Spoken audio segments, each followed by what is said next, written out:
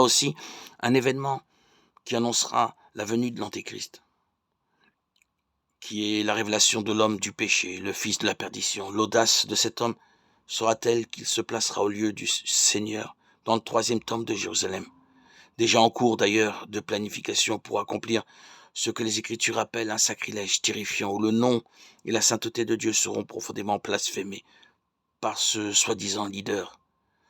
Selon ce que nous explique le chapitre de l'Apocalypse, la première bête sera un leader politique et religieux qui recevrait une blessure mortelle et serait guéri, amenant les gens à l'adorer. La deuxième bête serait un faux prophète qui ferait des signes et des prodiges au nom de la première bête et ordonnerait la création d'une image à son effigie à vénérer. Ces théoriciens croient que la première bête serait le pape Jean-Paul II, qui a été attaqué par balle sur la place Saint-Pierre en 1981 et a survécu à l'attentat. Ils pensent qu'il ressuscitera des morts et se révélera comme l'Antéchrist, l'ennemi de Jésus-Christ et de l'Église. Ils associent également la deuxième bête à un futur pape potentiel qui serait le faux prophète, trompant les fidèles avec de faux miracles et les amenant à adorer l'image de Jean-Paul II. Cette théorie gagne en force car Jean-Paul II a été une figure mondialement reconnue pour son leadership et son influence au cours du XXe siècle. De plus, il a été l'un des dirigeants les plus influents et aimés qui a défendu la foi catholique et la paix mondiale.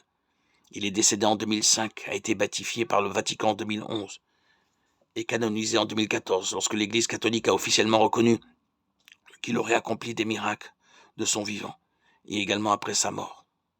Cependant, cette théorie sur le pape Jean-Paul II ne tient pas la route, car la Bible nous assure dans Hébreux chapitre 9 que les hommes sont destinés à mourir une seule fois, puis vient le jugement. Et l'ancien leader de l'Église catholique ne pourrait pas être l'Antéchrist, car le Seigneur ne permet pas à une personne de revenir à la vie, à moins que cela ne soit selon sa volonté, comme cela s'est passé avec Lazare et Jésus lui-même. Et la 5e théorie est que l'intelligence artificielle